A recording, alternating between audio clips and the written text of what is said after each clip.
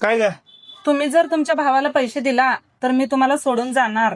अगं तो माझा भाऊ आहे, माझी आई ऍडमिट आहे. मला काय माहित नाही, 1 रुपये जरी दिलेलं कळलं तर मी पोरी सोडून जाणार.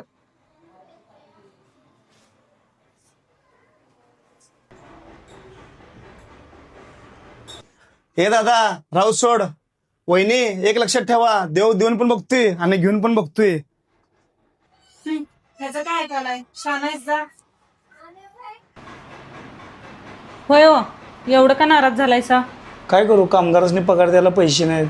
सगळी एक एक कामगार पळून चालल्यात, कामं सगळी अंगलट यायल्यात. माझं तर डोकं चालायचं बंद झाले.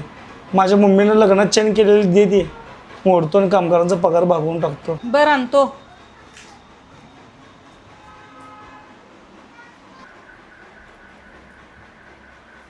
ही शेवटची चेन आहे. पैसा अडका सगळा संपलाय आपल्याकडचं. आणि हे तुमचं दिवस जर असंच राहणार असतील, मम्मीला फोन लावून बोलवून घेऊन मी तुम्हाला सोडून जाणार.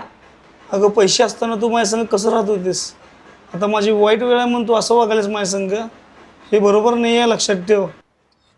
ते काय मला माहित नाही.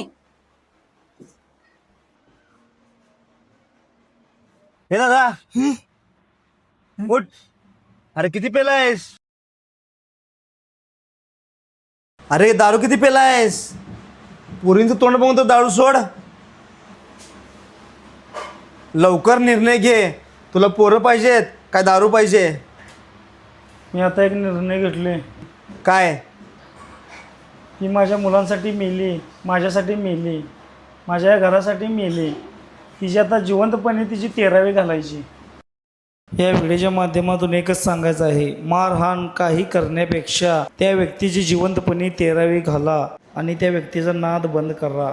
तुमचं मत काय कमेंटमध्ये सांगा. तिसऱ्या पार्टची वाट बघा.